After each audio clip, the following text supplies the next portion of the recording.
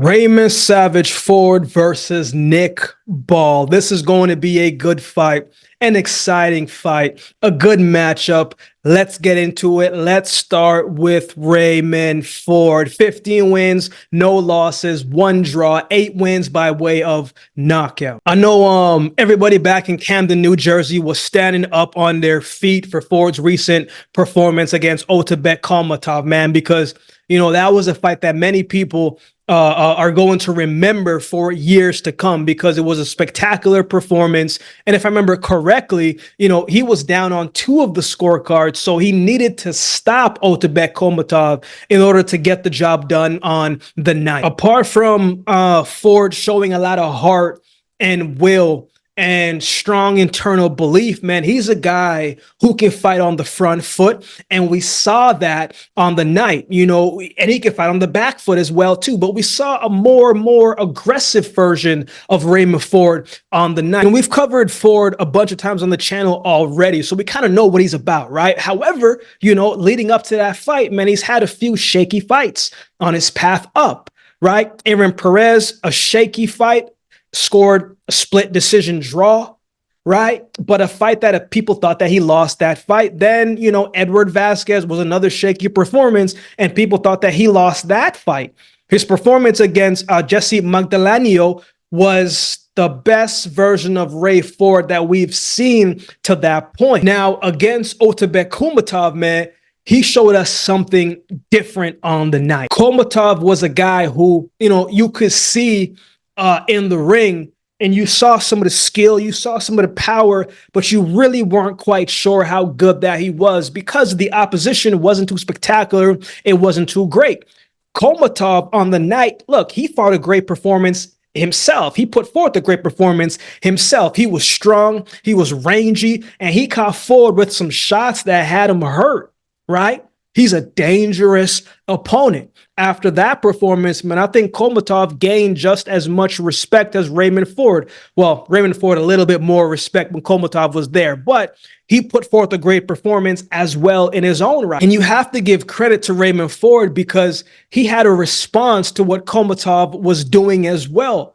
Ford is usually a guy who kind of stays on the outside, counters a lot more, boxes his way to a victory. But Ford stayed in the pocket on the night, man. He stayed right in front of the fire.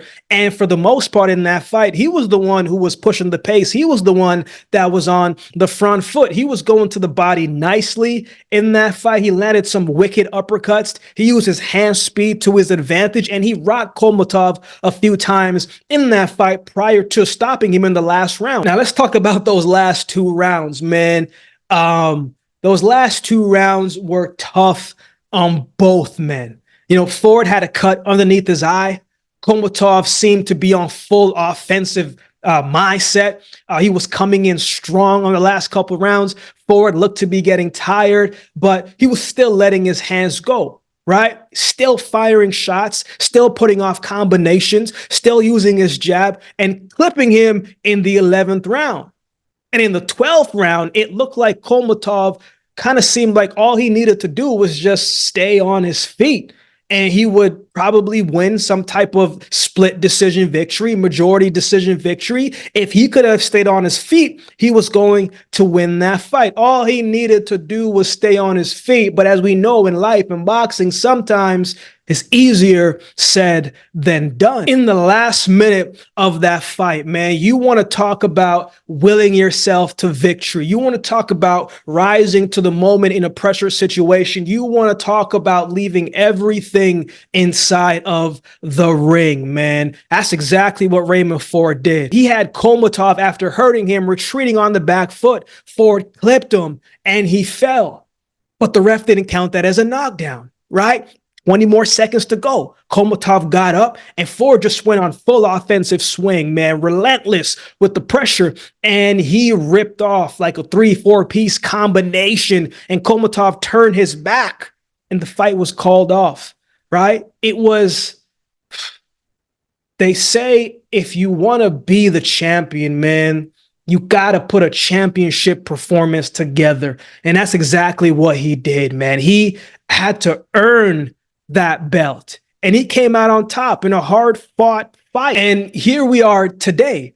As someone, who used to run for a living, man, you understand the value of making every second count. It was an amazing performance, and he's going to be looking to follow that up against a hungry, explosive fighter in Nick Ball.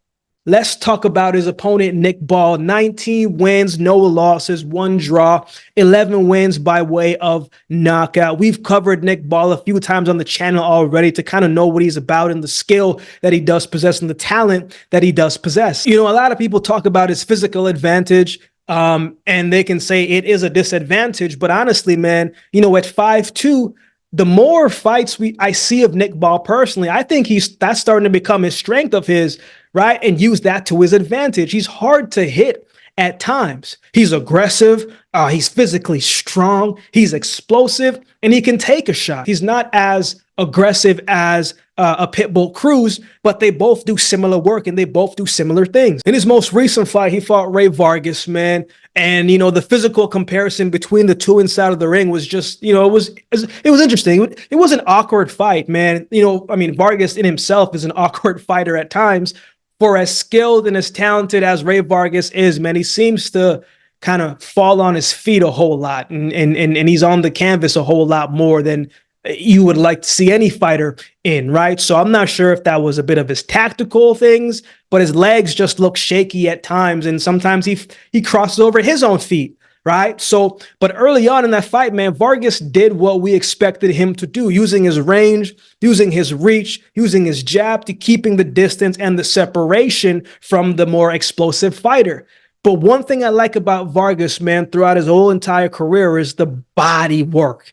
It's hard to hit a shorter fighter to the body, but Vargas did not neglect the body. And for the most part, man, Nick Ball took those body shots well. Nick Ball, in order to do work, he has to get in close. And when he is in close, that's when he can do work. That's when he lets off combinations. That's when he is sitting on his punches. And he doesn't need to really get separation in order to really have power in his hands. He generates power in short distances, right? He puts together solid combinations. He just, every round, just got a little bit closer and a little bit closer and kept closing the gap on Vargas, kept punching, kept countering, and landing, man, some nice overhand right against Vargas in the 7th round that Vargas was on the back foot and he was hurt. He was physically hurt. It was clear, right? But, Vargas, being the veteran that he is, doesn't panic. He knows how to buy time, and he tied up and he survived the round. Now, the next round, Ball scored a knockdown in that 8th round, a knockdown that I don't think should have been called a knockdown. They were both in the clinch, and Ball, again, strong cat, right? Kind of just threw Rey Vargas off of him, right? Vargas kind of lost balance a little bit, and Nick Ball hit him with the left hand, but Vargas was kind of already off balance because, man, Ball just threw him, and he hit the canvas, and they count that as a knockdown. So I can understand why Rey Vargas was upset at that one because, Nick Ball kind of threw him. But again, Vargas, being the veteran that he is, kept his composure, kept his calmness. And shortly after, he got scored the knockdown, he came back with a wicked body shot that was loud as heck on the night, right? And it backed Ball up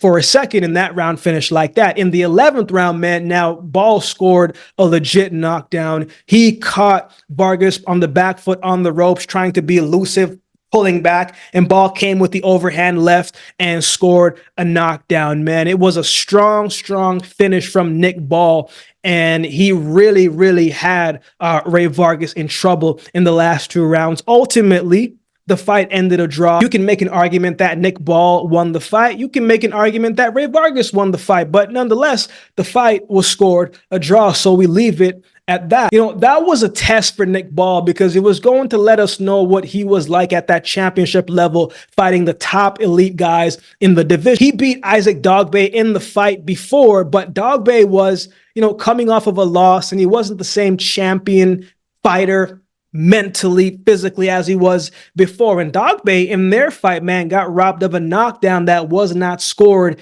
in his fight against Nick Ball. But I think on the night, man, Nick Ball showed he is amongst the tops in the division, and the moment wasn't too big for him, right? And that's going to be something, the experience when you win or don't win or a draw, the experience of being in championship fights, man, that's going to serve him well on the night. Ford just got the belt. You know what I'm saying? And he's not just going to want to give it up just like that. So he's going to try to hold on to that belt.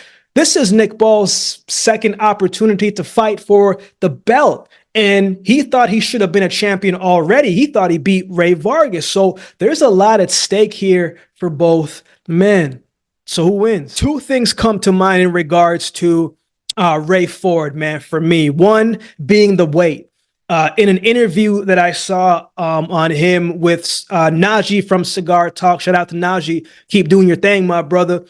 He was talking about the weight and leading up to that fight. He's saying, man, I did a lot of road work, man. My legs just felt heavy in that fight. And Ray Ford has also said to Eddie Hearn in interviews, you know, and sound bites like, man, I don't know if I can stay at this weight anymore, you know. So you got to wonder if this weight is causing him harm as far as energy wise, right? And what the weight cut is doing to him. I wonder if the weight is starting to take its toll on him. You know, does he have one more fight left?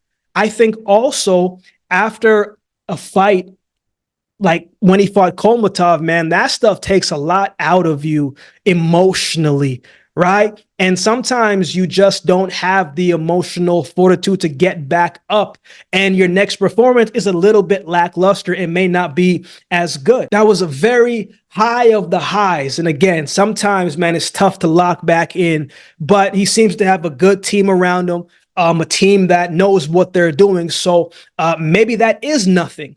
But it's a thought that came to mind. Maybe it is nothing, but I'm sure that his team have put together a great camp, great preparation.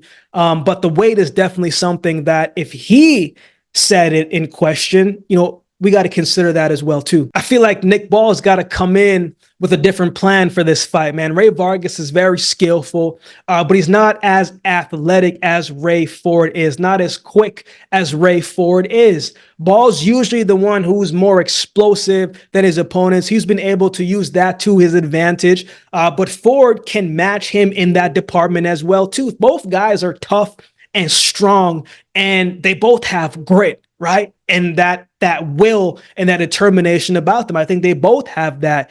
You know, Ford definitely can't underestimate Nick Ball's power either. You know, Nick Ball's not a knockout puncher, but he's shown that, man, the right shot, like he can hurt you if the shot connects in the right spot. So this is going to be a good fight, man. I'm looking forward to seeing how it unfolds. But I like Raymond Ford by decision in this fight. I think it goes the distance.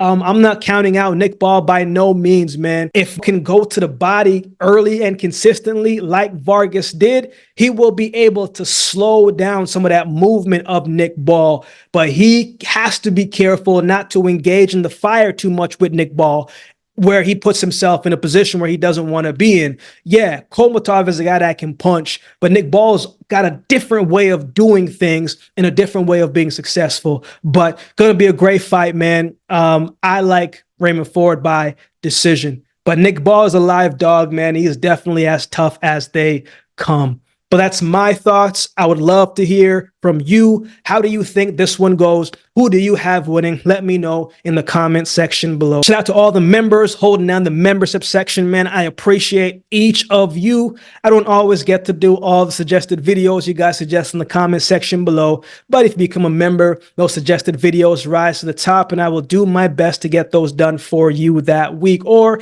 if you'd like to become a member, just to show love and to support the channel, man, that would be greatly, greatly appreciated. So with all that being said, if you've been watching the video, this time do me a favor and subscribe to the channel, and we'll definitely see you next time.